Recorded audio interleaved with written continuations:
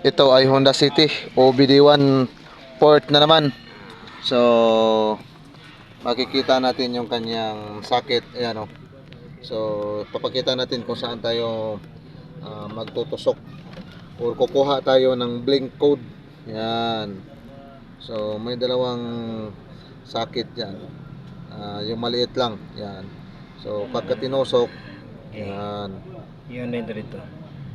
Yan. So okay. Yan, naka-trigger na ang ating wiring on. So dito magsisimula ang counting. 1, 2, 3, 4, 5, 6, 7. Long 10, 1, 2, 3, 4. Ayun. 1, 2, 3, 4, 5, 6, 7. 1,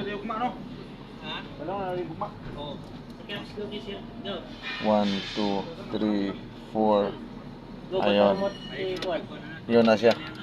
Balik na siya. Pito ang unang blink, tapos may mahaba siyang blink. So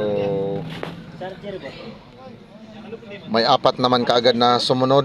Yun.